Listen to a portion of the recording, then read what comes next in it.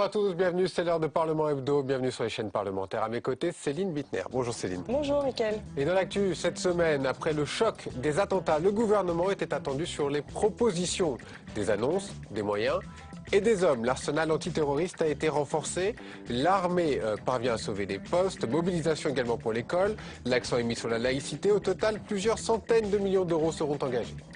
Dans ce contexte, les Français apprécient l'action du couple exécutif. Un bond historique pour François Hollande qui retrouve des sommets atteints avant son élection de 2012. Manuel Valls gagne lui aussi des points à gauche comme à droite. Et puis cette semaine, le président de la République s'est adressé aux parlementaires. Il a lancé son plan pour la transparence de la vie publique. Transparence pour les élus, pour la vie économique, plus de règles, plus de vérifications. Alors pour commenter cette semaine, notre invité est David Rachlin. Bonjour. Bonjour. Alors vous êtes un peu un symbole car vous êtes l'un des deux premiers sénateurs de l'histoire du Front National, plus jeune sénateur de la Ve République. À 27 ans, vous représentez également cette nouvelle génération frontiste voulue par Marine Le Pen. Et puis vous êtes aussi un petit peu cumulard puisque vous êtes également le maire de la ville de Fréjus. Alors je voudrais qu'on regarde ensemble cette image. Regardez, c'était le 1er octobre 2014, votre premier jour au Palais du Luxembourg. Et en tant que Benjamin, vous étiez secrétaire de séance. Plusieurs sénateurs ont alors refusé de vous serrer la main. Est-ce que ça se passe mieux aujourd'hui au Sénat? Oui, écoutez, les choses se passent très bien. Je n'étais pas de toute façon venu au Sénat pour me faire des amis. Je suis là pour défendre des grands électeurs qui m'ont fait confiance, qui ont fait confiance à mon mouvement et qui considéraient qu'il était logique, somme toute, que plusieurs millions d'électeurs soient représentés au Sénat. Nous ne sommes que deux d'ailleurs et je pense que ce n'est pas le reflet de ce que nous représentons réellement, mais il n'en reste pas moins que depuis les choses se passent bien. On vous serre la main dans les couloirs? Oui, absolument. La plupart, il reste toujours quelques sectaires, mais peu importe, je ne suis pas là pour leur plaire, donc ça ne me dérange pas. Alors vous connaissez le principe de l'émission, on va passer en revue tout ce qui s'est passé cette semaine dans l'actualité. On va commencer par le lundi, François Hollande, Emmanuel Valls, on la cote.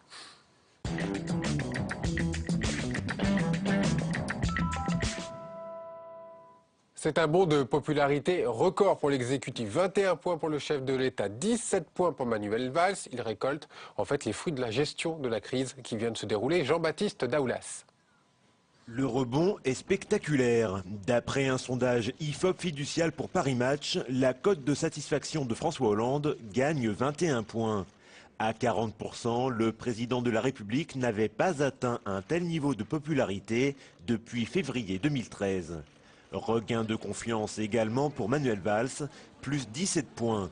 Le Premier ministre est à 61% de bonnes opinions. Un rebond lié à la gestion des attentats terroristes de Charlie Hebdo et de la porte de Vincennes. Clairement, les Français considèrent que François Hollande a été à la hauteur, qu'il a réussi à gommer les critiques récurrentes en termes de manque d'autorité, en termes de manque de fermeté, en termes d'atermoiement. C'est maintenant un président qui incarne l'union nationale et qui a mis fin au Hollande bashing. Parce que ce qui est absolument nouveau dans ce sondage, c'est bien sûr la progression de François Hollande à gauche. Il gagne 30 points chez les sympathisants socialistes. Mais c'est aussi et surtout pour la première fois, il progresse nettement chez les sympathisants de droite et du centre. La séquence est délicate pour l'opposition. Difficile de critiquer François Hollande après 2 semaines d'union nationale. Toutes les bulles spéculatives ont vocation un jour à exploser. Donc nous verrons quand nous reviendrons dans une période un peu plus classique, j'allais dire, où les Français regarderont leur sujet de préoccupation quotidienne, tels que l'évolution du chômage, l'évolution de la situation économique et sociale de notre pays. En 1991, François Mitterrand avait connu également un rebond au début de la guerre du Golfe. Mais cette lune de miel avec l'opinion n'avait duré que quelques mois. Alors David Rachlin, cette question va peut-être vous surprendre, mais faites-vous partie de ces Français qui ont changé de regard sur le président de la République? En tout cas, on peut dire qu'il est quand même normal que les Français se solidarisent de leur gouvernement en pareille situation. Et il est vrai, nous l'avons dit d'ailleurs clairement, que François Hollande a plutôt bien géré ces moments éminemment douloureux pour notre pays. Néanmoins, désormais, il va falloir laisser passer le temps du deuil et maintenant se concentrer sur les véritables propositions dont notre pays a besoin pour pouvoir prévenir ces menaces dramatiques. On va y venir, Ça a été un sans j'imagine. faute pour François Hollande. Emmanuel Valls? Oui, dans le cadre de la gestion, encore une fois, de ce drame, dans le cadre de l'hommage qui a été rendu, je crois, à l'exception de l'exclusion du Front National et de Marine Le Pen de la fameuse marche, il n'en reste pas moins que, globalement, je considère qu'il est normal que les Français se rassemblent autour de notre pays, de son gouvernement, autour de la République française et de ses valeurs. Vous ne regrettez pas de ne pas avoir participé à la marche? Mais nous finalement, avons... c'était ouvert. On vous a dit, venez, vienne qui veut. Mais nous avons participé aux marches dans les régions. Paris. Il n'y a pas que Paris. Il y a aussi, moi j'étais à Fréjus avec plus de 5000 Fréjusiens sur la place de la ville, sur la place de la mairie. La grande photo d'unité nationale. Tous les dirigeants du Front National. Tous les dirigeants du Front National étaient partout dans les provinces de notre pays. Je crois qu'on ne va pas à une manifestation dans laquelle nous ne sommes pas invités. Je pense que c'est somme toute logique. Et je regrette qu'à cette occasion, le gouvernement ait exclu 25% des Français, en tout cas une responsable politique majeure, qui n'aurait pas dû être exclue de mon point de vue. L'une des seules quand même personnalités politiques qui n'augmente pas, qui stagne dans les sondages, c'est Marine Le Pen. Alors pourtant, sur le fond, la période pourrait sembler propice aux thèses du Front National. Pourquoi ça ne profite pas à votre parti? Vous savez, nous étions encore une fois dans la période du deuil, dans la période de l'hommage, et c'était bien normal. Vient aujourd'hui le temps de la réflexion, des propositions. Marine Le Pen s'est exprimée seulement il y a quelques jours, vendredi dernier, je crois, à l'occasion d'une grande conférence de presse. Isolée quand même, Marine Le Pen? Non, non, je ne crois pas du tout. Encore une fois, vendredi dernier, elle a commencé à s'exprimer sur les propositions qui sont les nôtres et dont on va avoir l'occasion probablement de reparler. Et je crois que c'est là-dessus que nous allons être jugés. Je ne me fais pas de soucis. Je vous signale au passage qu'il y a eu un sondage dans le Figaro il y a quelques heures pour dire que 45% des Français pouvaient éventuellement voter pour le Front National. Donc nous ne sommes pas si isolés que ça. Le grand test pour l'exécutif, pour vous, pour tout le monde finalement, de partis politiques, c'est quoi? C'est la prochaine législative partielle qui aura lieu dans le Doubs? C'est là-dessus qu'on va juger si l'exécutif a réussi vous ou savez, pas? les législatives partielles réagissent aussi en fonction de considérations locales et je ne crois pas qu'il faille se concentrer là-dessus. En revanche, la prochaine... C'est pas un test national pour vous? La prochaine, nous en tirons un certain nombre de conséquences, bien sûr, mais ça n'est pas l'alpha et l'oméga de ce qu'il faut considérer politiquement aujourd'hui. En revanche, la prochaine élection importante, majeure, c'est les élections départementales qui vont avoir lieu en même temps au niveau national et là, nous verrons véritablement où en est l'opinion et je crois qu'on peut s'attendre à de très bons résultats pour notre mouvement, bien sûr. Alors ce lundi, c'est aussi la colère de plusieurs pays musulmans contre la une de Charlie Hebdo. À Gaza, en Iran, en Tchétchénie ou encore en Afghanistan, des milliers de manifestants ont protesté contre la une de l'hebdomadaire satirique représentant le prophète Mahomet. Des drapeaux français ont été brûlés au Pakistan, à Niamey, au Niger, des Français ont été invités à ne pas sortir de chez eux après des manifestations violentes. Alors, est-ce que Charlie Hebdo a bien fait de publier une nouvelle fois la caricature de Mahomet à la une ou alors est-ce que c'était une provocation ?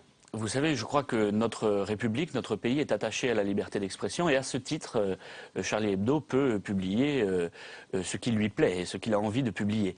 Néanmoins, effectivement, ça a suscité un certain nombre de réactions. Je crois que par certains aspects, elles sont excessives, mais nous ne pouvons pas demander à tous les pays du monde d'avoir les mêmes pratiques que nous, d'avoir le même ton dans les médias, dans la presse, d'avoir cette même liberté d'expression. Ce serait mieux si c'était le cas. Ça n'est pas le cas. Nous devons en prendre acte simplement, mais faire respecter en tout cas en France ce principe clair de liberté d'expression qui m'apparaît essentiel. 800 000 personnes en Tchétchénie, ça vous a surpris ou pas? Oui, contre la France, ouais. Oui, c'est beaucoup, indéniablement. Et je crois que les gouvernements de ces pays seraient bien inspirés de rappeler qu'il faut respecter les autres nations du monde, respecter la France pour ce qu'elle est. Je pense que c'est un point important. Est-ce que ce n'est pas aussi le symbole finalement d'une montée d'un sentiment anti-français dans le monde? C'est surtout la démonstration manifestement d'une montée, d'une forme de radicalité dans la pratique des religions. Et je crois que par certains aspects, nous pouvons nous en inquiéter. Nous voyons ce développement faramineux de l'islamisme radical en Syrie, par exemple, en Irak aussi, mais pas seulement, au Yémen et ailleurs. Et je crois qu'il faut que, là aussi, nous en tirions un certain nombre de conclusions et surtout que nous protégions notre pays contre ces menaces. Allez, on arrive au mardi. Manuel Valls, emploi des mots qui fâchent.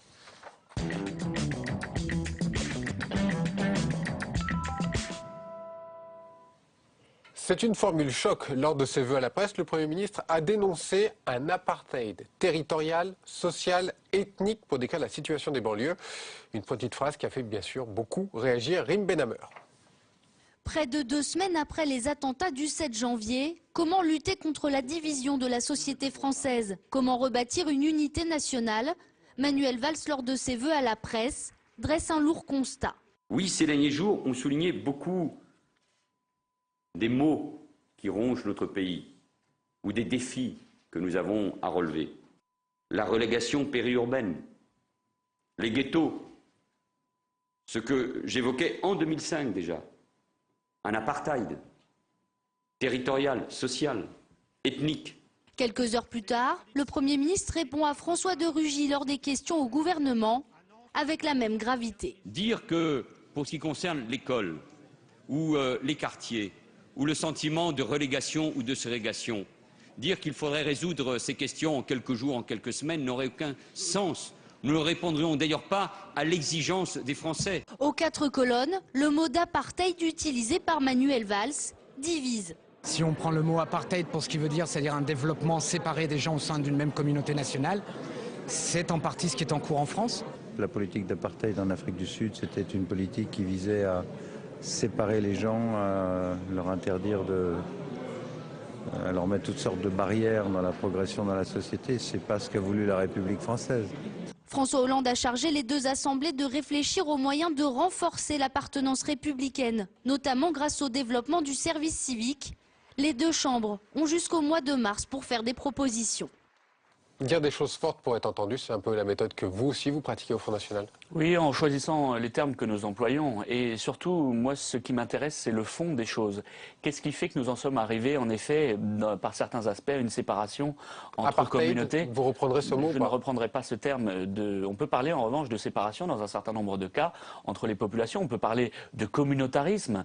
Et qu'est-ce qui fait que nous en sommes arrivés là? C'est la politique appliquée par l'UMP et le PS depuis maintenant des dizaines d'années. Ce sont eux qui ont malheureusement amené ces revendications communautaires à être exaucées. Ce sont eux qui ont produit cette situation et je crois qu'on ne peut pas... C'est une erreur de la part du Premier ministre ou pas? Le mot vous a choqué, le mot d'apartheid? Il est assez choquant, mais ce qui est encore plus choquant, encore une fois, c'est de voir Manuel Valls aujourd'hui dénoncer une situation qu'il a, avec ses amis, UMP et PS d'ailleurs, lui-même créée. Et je crois que c'est cela dont il faut parler. Mais alors vous-même, j'ai regardé un petit peu les chiffres, mais dans votre ville de Fréjus, vous avez réduit eh bien, les subventions aux associations. Est-ce que ça ne provoque pas de fait une ghettoisation des quartiers? Non, vous savez, à Fréjus, j'ai simplement fait en sorte que les centres sociaux fonctionnent mieux. Et en effet... vous avez baissé de 50% les subventions pour les centres sociaux. Nous avons mis fin à un certain nombre de dépenses inutiles et nous avons fermé même un centre social pour créer à la place une maison de quartier qui sera, elle, grâce au service jeunesse de la ville, grâce au CCAS, beaucoup plus à même de traiter les différents problèmes qui se posent à ce quartier. Mais de manière générale, je crois qu'avant toute chose et avant toute problématique liée aux centres sociaux et à la question sociale, il faut rappeler un certain nombre de valeurs claires que sont l'autorité, la discipline, qu'est l'ordre public, qu'est le combat contre le communautarisme. Et je crois que ce sont des valeurs qui, malheureusement, n'ont pas suffisamment été rappelées par le gouvernement et par l'État ces derniers mois et ces dernières années. Il y a une proposition de Malek Bouti qu'on a vue dans le reportage, c'est la mise sous tutelle de l'État de certains quartiers. Vous seriez pour ? Non, je ne suis pas pour la mise sous tutelle d'un certain nombre de quartiers. Je crois que les administrations locales et les collectivités territoriales doivent se gérer par ceux qui sont élus pour le faire. Les maires, dans la plupart des cas, sont à la hauteur de leurs responsabilités, quelles que soient d'ailleurs leurs étiquettes politiques, ça n'est pas la question. Ils essayent, avec des moyens toujours moins importants, à cause des économies budgétaires qui sont faites justement par l'État sur le dos des collectivités territoriales, de gérer la situation. Qu'est-ce que vous proposez concrètement alors pour éviter justement cette ghettoisation? Vous savez, il faut lutter contre le communautarisme de manière ferme, dès le plus jeune âge. Et je crois que ça, c'est éminemment important. Il faudra aussi... Mais concrètement lutter contre le communautarisme, c'est rappeler les valeurs de la République, c'est ne pas céder aux revendications communautaires, c'est ne pas permettre... Les horaires de piscine, par exemple? Mais par exemple, et les menus dans les cantines, et tout ce dont on a l'habitude de parler depuis maintenant des années, les burqas, qu'on a le droit manifestement, en tout cas de fait, de continuer continuer à porter. interdit. Il y a un certain nombre de lois, mais dans les faits, On va y revenir sur la laïcité notamment. On s'aperçoit que ça n'est pas appliqué. Et donc c'est le respect total de la laïcité. Encore une fois, ça n'est pas suffisamment le cas aujourd'hui. Et je crois que l'UMP et le PS, et particulièrement ce gouvernement, portent une responsabilité majeure dans l'absence de respect de la laïcité. D'un mot, juste d'un mot, sur le mot apartheid qui a été prononcé. Est-ce que là, Manuel Valls a brisé l'unité nationale qui était en cours? Mais de toute façon, il est normal que les débats dans une démocratie et dans la République reprennent. Mais l'unité nationale n'aurait peut-être pas dû être brisée de cette manière-là, avec ce mot-là. Un visage a fait la une de l'actualité ce mardi, celui de Lassana Bathily. Ce jeune Malien de 24 ans est devenu officiellement français. Cet employé de l'épicerie Père Cachère avait aidé des clients à se dissimuler dans la chambre froide lors de la prise d'otage de la porte de Vincennes. Manuel Valls et Bernard Cazeneuve, le ministre de l'Intérieur, ont salué son acte de bravoure. Alors vous qui êtes contre l'immigration, est-ce que Lassana Bathily, c'est pas la preuve que l'immigration peut aussi être une chance pour la France? Vous savez, moi je suis pour le contrôle aux frontières d'abord, et pour réduire en effet drastiquement le nombre d'étrangers qui rentrent sur notre sol, car il en rentre encore 200 000 par an. Et je crois que c'est beaucoup trop et que ça n'est pas d'ailleurs sans lien avec la situation de communautarisme qui se développe dans notre pays. Mais dans ce cas bien précis, il est bien évident que... Et d'ailleurs, moi je crois que la nationalité s'hérite ou se mérite. En l'occurrence, il l'a mérité, c'est bien normal qu'il puisse devenir français. Mais ça ne doit pas être automatique comme c'est le cas aujourd'hui. Et je crois qu'on devrait être beaucoup plus raisonnable dans le nombre d'acquisitions de la nationalité. Ça s'en baisse. 57 610 personnes pour être exact en 2014, ce qui est beaucoup moins que l'année dernière. Ce qui est beaucoup trop, toujours, parce que vous savez, nous n'avons plus les moyens de cette politique, nous n'avons plus les moyens d'accepter l'arrivée sur notre territoire de 200 000 immigrés chaque année. Je crois que la démonstration en est faite, que tous les politiques s'accordent à dire que l'immigration est trop importante dans notre pays, mais l'UMP comme le PS n'en tire pas les conclusions et ne régule pas aux frontières cette immigration. Là, nous avons là en effet un vrai sujet, ce contrôle aux frontières qu'il va falloir rétablir dans les plus brefs délais. On va y venir justement sur les mesures contre le terrorisme qui ont été prises par Manuel Valls. Nous sommes mercredi.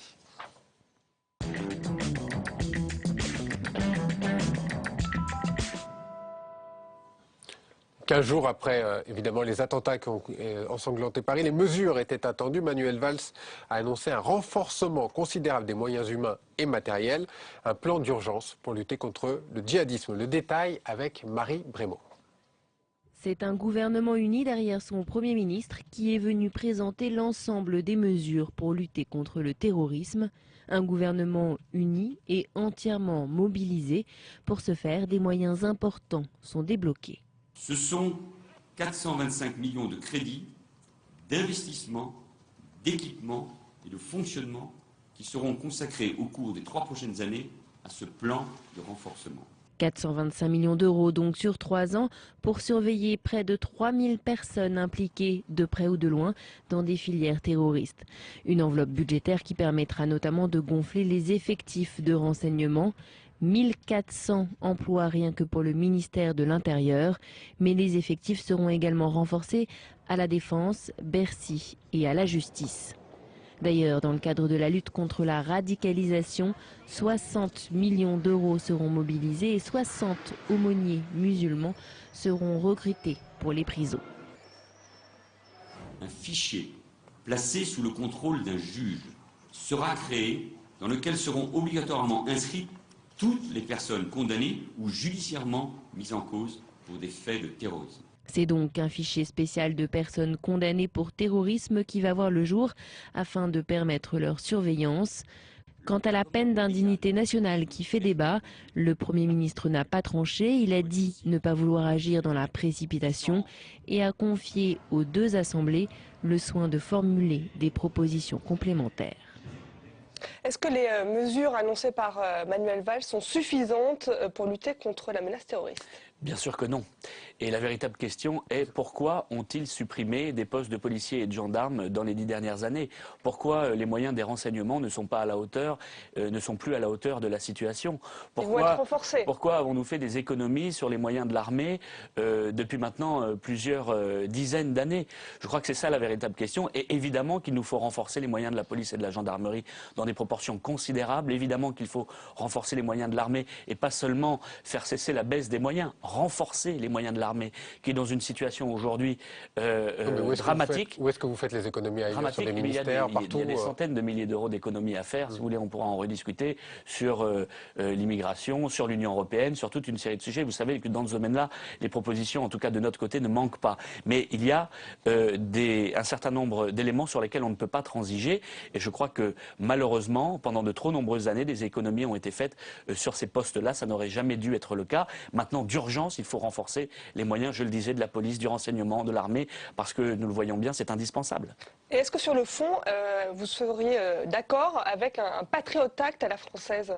Bon, on ne sait pas exactement ce qu'on y met à l'intérieur. Ce qui est sûr, c'est qu'il va falloir renforcer dans des proportions considérables, non seulement les moyens que je viens d'évoquer, mais encore agir sur l'éducation, agir sur la justice pour lutter contre le récidivisme. Et j'ai posé en ce sens une question à la garde des Sceaux, qui avait supprimé récemment des mesures contre les récidivistes, alors que, au contraire, pas encore, mais j'espère que j'en aurai une bientôt. Dans tous les domaines, il nous faudra agir. Malheureusement, c'est le laxisme qui a triomphé, que ce soit dans l'éducation, dans la justice. C'est le laxisme qui a triomphé dans tous les domaines. Trop d'angélisme, bien sûr, et pas de prise de conscience de la réalité de la situation, pas de prise de conscience du développement que nous avons dénoncé de ce fondamentalisme islamique qui se propage dans un certain nombre de nos quartiers et dans un certain nombre de nos villes. Ça ne veut pas dire que tous les musulmans, évidemment, sont de dangereux citoyens, mais une petite partie font la démonstration qu'ils sont dangereux et nous devons mettre tous les moyens pour lutter contre eux. Ça n'a pas été le cas jusque-là, malheureusement, alors que nous avions prévenu. Alors, mesure d'indignité, d'échéance de nationalité, hasard du calendrier, le Conseil constitutionnel se prononçait ce vendredi sur la nationalité d'un franco-marocain condamné pour terrorisme, d'échéance de nationalité, validée par le Conseil constitutionnel. C'est une bonne nouvelle. Bien sûr qu'il faut déchoir de leur nationalité ceux qui commettent des actes graves et même ceux qui sont des délinquants récidivistes et même toute une série de gens qui n'ont pas à être sur notre territoire. Je crois que c'est la pure logique. Nous devons choisir ceux qui... On ne peut le faire que quand il y a la double nationalité. C'est ce que dit le Conseil constitutionnel. Bien sûr, bien sûr. Vous voulez aller plus loin, vous? En tout cas, si déjà on faisait cela, ce serait déjà pas mal. Et si déjà ceux qui ont la double nationalité... De toute façon, nous sommes contre la double nationalité et nous croyons qu'il faut choisir. Et qu'on ne peut pas... que ce principe de double nationalité n'est pas sérieux. Mais pour ceux qui aujourd'hui ont la double nationalité, bien sûr qu'ils doivent être déchus de leur nationalité. C'est une évidence absolue. Eh bien, il faut prévoir un renforcement du dispositif judiciaire, des peines qui soient plus importantes. Aujourd'hui, quand on est condamné... L'indignité nationale, par exemple ? Peu importe les mots, mais aujourd'hui, sachez que lorsque on est condamné à une peine de moins d'1 an de prison, on ne la fait pas parce qu'on manque de place dans les prisons, parce que notre dispositif carcéral et judiciaire n'est pas à la hauteur de la situation. Je crois que dans ces domaines-là, il va nous falloir travailler sérieusement et en tout cas, il faudrait que ce gouvernement le fasse. Sur le plan militaire, maintenant, François Hollande a tenu un conseil de défense ce mercredi. L'armée réussit à sauver des emplois. 7500 postes de militaires seront finalement épargnés sur les 34 000 supprimés. Est-ce que l'armée a encore les moyens de ses ambitions et les moyens de défendre finalement notre pays entre les opérations extérieures et aujourd'hui le plan Vigipirate renforcé? Bien sûr que non. Et nombre de responsables de l'armée se sont exprimés à différentes occasions et ont tiré la sonnette d'alarme. Nous-mêmes, depuis des années, moi, au Sénat, j'ai eu l'occasion d'intervenir sur le projet de loi de finances dans ces domaines-là et nous voyons bien que non seulement les moyens ne sont pas à la hauteur, mais qu'en plus ils étaient drastiquement réduits ces dernières années, alors qu'au contraire, il lui fallu les augmenter ou en tout cas les maintenir. Moi, je crois qu'il faut que les moyens soient renforcés, qu'il faut que l'État fasse un véritable effort dans ce domaine-là, parce que nous ne pouvons pas en même temps essayer de dire et de rassurer les Français sur leur sécurité et sur la situation de notre pays. Nous en demandons toujours plus à l'armée, alors qu'ils ont toujours des moyens... Deux petites questions très courtes. La loi sur le renseignement qui est prévue pour mars, vous la voterez ou pas ?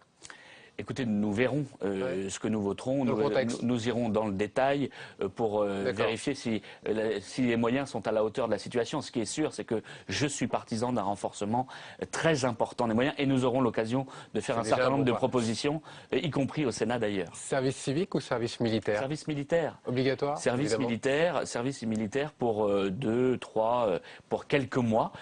Mais évidemment que cette suppression n'est pas allée dans le bon sens et c'est indispensable.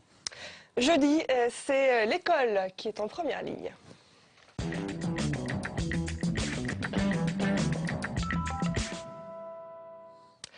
Laïcité, autorité, citoyenneté, 3 mots qui résument le plan de Najat Vallaud-Belkacem pour réaffirmer les valeurs républicaines à l'école.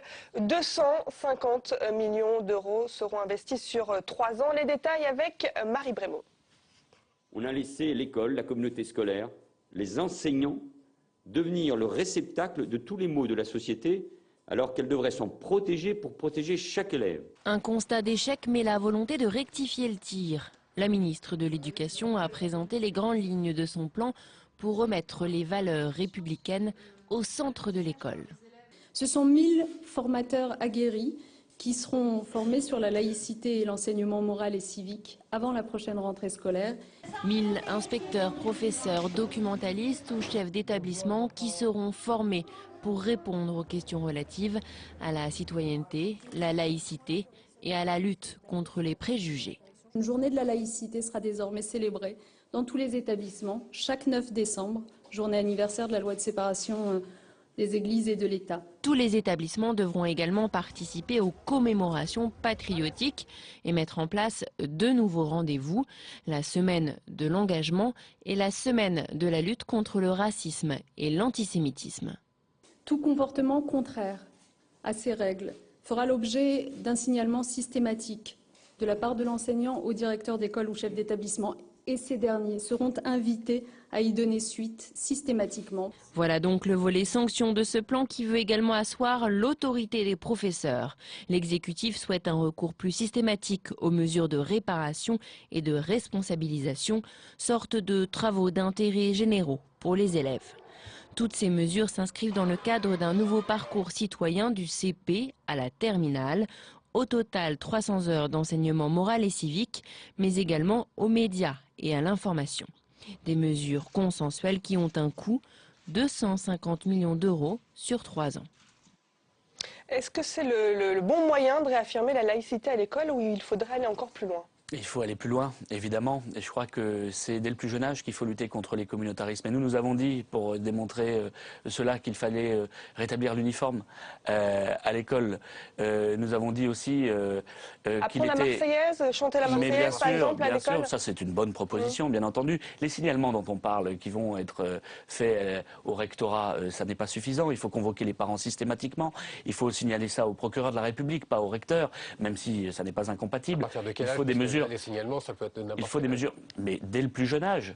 Parce que le plus jeune âge pour vous ? Dès le plus jeune âge, dès lors que les enfants sont à l'école et qu'on voit qu'il y a un certain nombre de dérives, il faut des signalements qui soient des signalements opérants, qui puissent permettre une réaction de la part de l'autorité publique, de la part de la justice éventuellement, pas à l'égard de l'enfant bien sûr, mais à l'égard des parents quand c'est pour les très jeunes.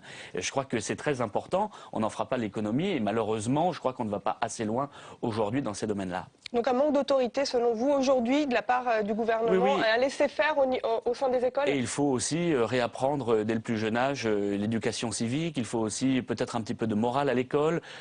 Aujourd'hui, on sait que une partie, en tout cas, des enfants sortent de l'école sans savoir parler le français, et c'est absolument dramatique. Il faut donc renforcer les heures de cours de français. Est-ce qu'il faut responsabiliser les parents aussi plus, selon vous ? Oui, mais bien sûr qu'il faut le responsabiliser les parents. Je vous en parlais à l'instant et je vous disais que le signalement doit être fait auprès probablement du procureur de la République pour qu'il puisse agir sur les parents et pas seulement sur les enfants, puisque ce sont les parents aussi qui sont co-chargés de leur éducation. Et ces dérives naissent aussi en partie à cause d'un certain nombre de parents qui sont défaillants, il faut bien le dire. Journée de la laïcité le 9 décembre, est-ce que vous veillerez à ce qu'elle soit célébrée dans votre ville, à Fréjus ? Mais moi, je respecte les lois de la République, évidemment. Elle vous plaît, cette journée ? Et lorsque ce sera voté, puisque ce sera probablement le cas, alors, comme partout en France, la loi de la République sera respectée, évidemment. Mais est-ce qu'elle vous plaît ? Et peut-être même d'abord dans ma commune. C'est-à-dire ? Eh ben, écoutez, moi je suis favorable à ce que dans ma commune les lois de la République soient respectées. Oui, ça on imagine. Oui. Donc peut-être d'abord et avant tout. Donc vous verrez également à ce que la laïcité toutes les lois autour de la laïcité soient mises en place, soient mises en œuvre, parce qu'elles existent aujourd'hui. Je pense à l'interdiction du voile, des signes religieux. Vous savez, les questions des mères voilées pour les sorties scolaires. Bien sûr. Comment est-ce que vous appliquez ça chez vous? Bien sûr, mais nous sommes vigilants. Nous rencontrons pas particulièrement de problématiques liées à cela, à Fréjus en tout cas. Mais je sais que nombre de maires sont confrontés à ces situations. C'est plutôt difficile il faut que là encore, l'État soit aux côtés des collectivités locales, aux côtés des élus locaux, pour leur apporter une aide pour pouvoir traiter ce problème. Parce que ce n'est pas le maire d'une petite commune seul, sans moyens, qui est capable de répondre à ces problématiques. Donc il faut là encore que l'État accompagne les collectivités pour faire respecter la loi. Et je crois que là encore, le signalement, et j'en termine, des instituteurs et des directeurs d'école est très important. Ils doivent participer, agir aux côtés des élus locaux. L'affaire Cahuzac et Thévenoud sont passés par là. François Hollande veut une République plus transparente, encadrement des nominations, contrôle des lobbies. Le chef de l'État a annoncé une série de mesures pour renforcer la déontologie dans la vie publique. On écoute François Hollande. Pour éviter que des manquements ne soient connus postérieurement à l'entrée en fonction des intéressés, il devra être procédé à des vérifications avant toutes les nominations les plus importantes.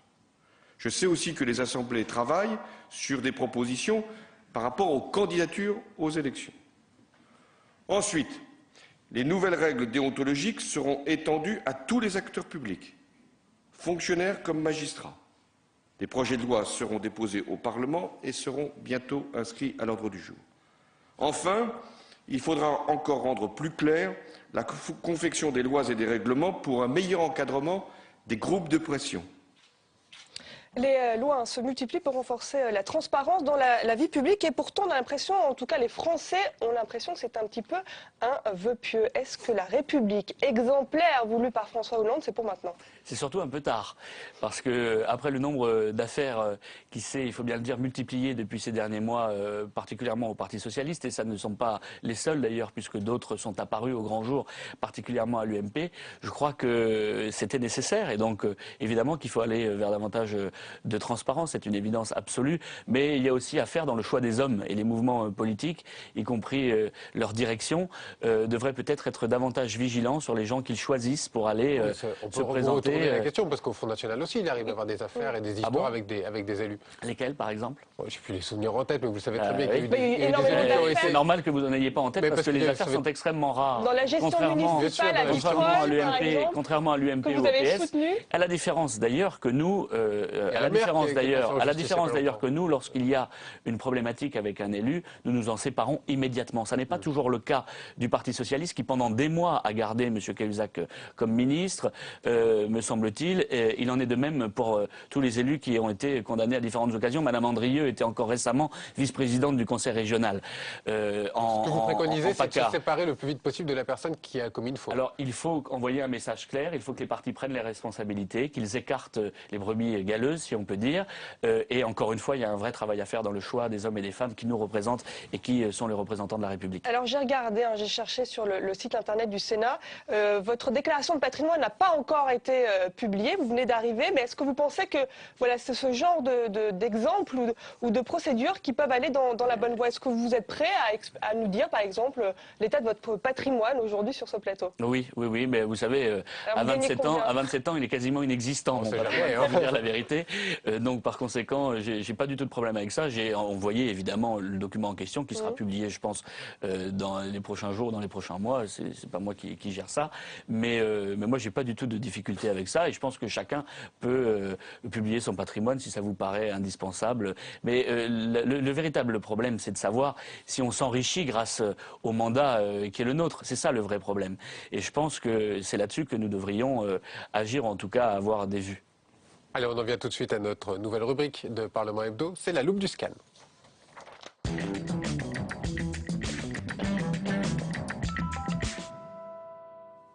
Avec notre partenaire du Figaro, le scan.fr, nous accueillons le rédacteur en chef de ce site, Jim Jarassé. Jim, l'actu encore très chargée cette semaine, vous allez nous décrypter. Bonjour David Rachin. C'est moi le sénateur frontiste que l'ex-responsable de la communication numérique du Front National que je vais interroger aujourd'hui. Je vais essayer de voir avec vous quelle est comment la communication au numérique du Front National a évolué. Et notamment ces dernières semaines, on a l'impression que c'est devenu plus compliqué de gérer toutes les expressions numériques des cadres du Front National. J'ai plusieurs exemples. Le premier, c'est ce tweet de Jean-Marie Le Pen qui a été publié le 9 janvier. Il faut rappeler le contexte, c'est le jour du double assaut à Damartin-en-Gouel et sur la porte de Vincennes à l'épicerie Cachère. Il y a ce tweet qui sort sur le Twitter de Jean-Marie Le Pen. Qui calme vote Le Pen. Gardez votre calme, votez Le Pen. C'est un flagrant délit de récupération politique. Est-ce que vous regrettez ce type de tweet ? Oui, d'abord, moi, je ne suis pas Jean-Marie Le Pen, donc vous poserez la question à Jean-Marie Le Pen. Moi, ce que je peux vous dire, oui, ça, c'est un fait. Voilà. Mais ce que je peux vous dire, en tout cas, c'est que notre stratégie sur Internet et la stratégie que nous avions mise en place dès l'élection présidentielle en 2012 a fonctionné.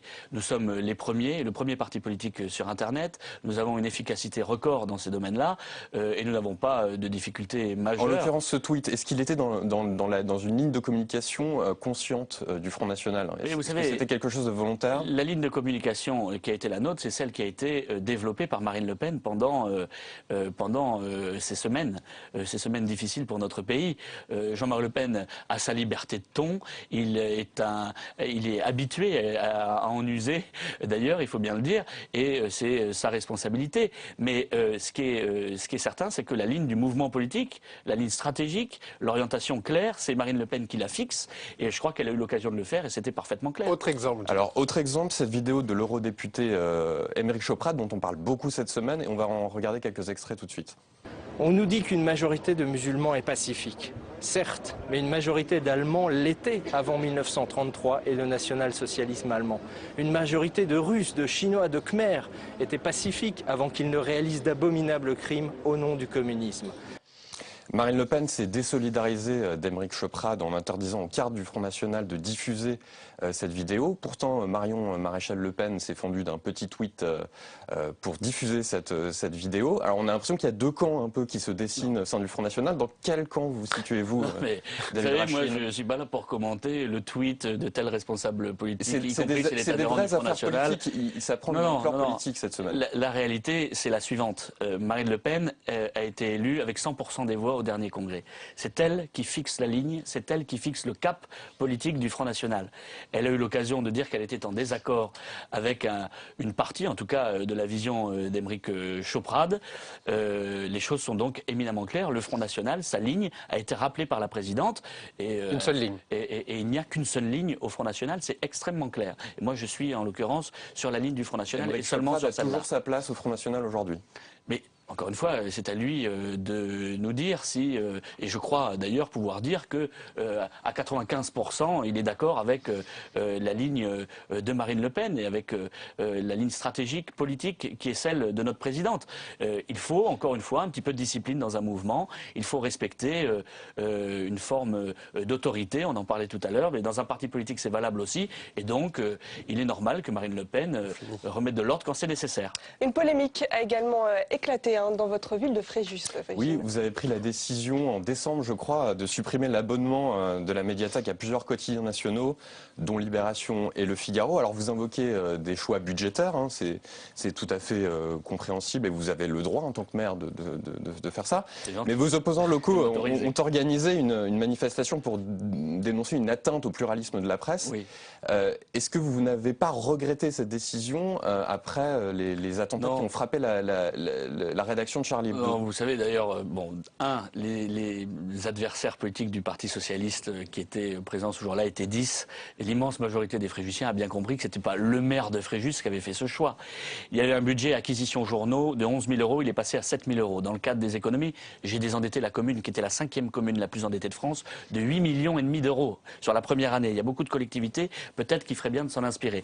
On est passé donc de 160 abonnements à 100 abonnements pour une raison simple, c'est qu'il nous fallait faire des économies encore une fois. Et donc, la direction de la bibliothèque a choisi les journaux, les magazines qui étaient les plus consultés. Vous remettez le Figaro, vous remettez Libé? C'est ceux qui sont les plus consultés qui ont été conservés. Maintenant, encore une fois, si ça fait plaisir au Parti socialiste ou si ça fait plaisir à un certain nombre de personnes, s'il faut remettre le Figaro pour leur faire plaisir, moi je suis de bonne composition. Donc mais nous verrons encore une fois, mais si les Fréjussiens le réclament, vous savez, ils peuvent aussi, les gens du Parti socialiste qui allaient lire Libération, hein, et pas spécialement le Figaro, je pense, ils peuvent aussi aller dans un kiosque, et puisqu'ils ont des indemnités d'élus importantes, Madame Di Meo est, je crois, présidente de commission au Conseil régional, elle a des indemnités importantes, elle peut aller soutenir Libération et la presse en allant l'acheter dans un kiosque, ou même en s'abonnant. Ce qui serait mais vous laissez la porte ouverte. Merci beaucoup. Oui, je laisse la porte ouverte. Bon, il y a eu une des conséquences, évidemment, de ce climat très lourd, c'est les films qui ont été déprogrammés ces derniers jours par des maires. Vous êtes maire, on vous demandera votre avis dans un instant. C'est le plus de l'hebdo.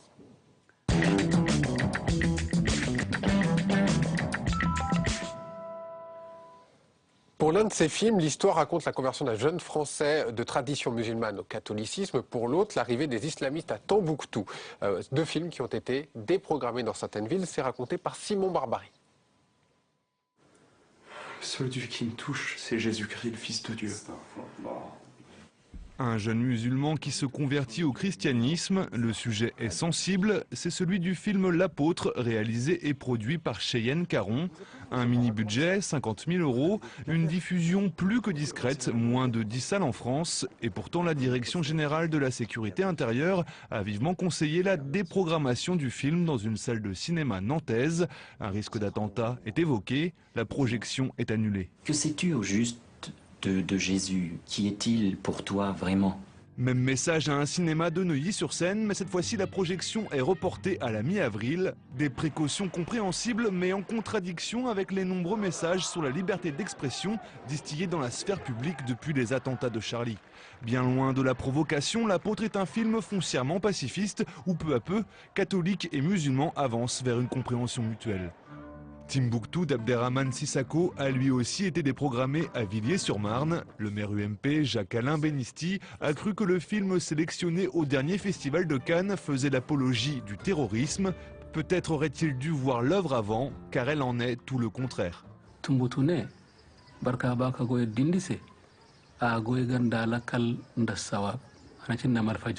Un rétropédalage du maire s'en est suivi. Le film sera finalement projeté dans une quinzaine de jours, mais escorté d'un débat avec responsables religieux et associatifs. Des précautions qu'il y a quelques semaines encore auraient semblé bien superflues. Vous, le maire de Fréjus, seriez-vous prêt à céder à des intimidations pour déprogrammer un film ? Non, clairement non. Je pense qu'il est important que la liberté d'expression soit totale, y compris dans le monde cinématographique. Néanmoins, je peux comprendre l'inquiétude d'un élu local qui considère que les conditions de sécurité ne sont pas réunies. Et donc, voilà, c'est un sujet un petit peu compliqué. Mais le rappel est clair sur la valeur qu'est la liberté d'expression. Liberté d'expression un petit peu à géométrie variable au sein du Front National, puisque vous-même, vous avez interdit à un journaliste de l'Express d'accéder à une de vos conférences de presse à Fréjus. Le petit journal est interdit des congrès frontistes. C'est pas quand même deux poids deux mesures, la liberté d'expression au sein du Front National ? Vous savez, non, pas du tout. Dans l'immense majorité de nos réunions, tous les journalistes sont les bienvenus, et vous le savez bien. Vous en interdisez certains, vous êtes le seul parti politique à le faire en France. D'abord, le petit journal, ce ne sont pas des journalistes, c'est du divertissement. Et quand on voit, si vous voulez, la manière qu'ils ont de nous traiter, je crois qu'en effet, ça n'est pas acceptable. Et quant à, par exemple, le Mediapart que nous refusons aussi, et ce sont eux qui avaient choisi de ne pas traiter Marine Le Pen dans le cadre de la présidentielle. Donc c'est un juste retour de choses. Exactement. Merci David Rachin d'avoir commenté avec nous l'actualité de la semaine. Merci Mickaël. Très bonne suite des programmes.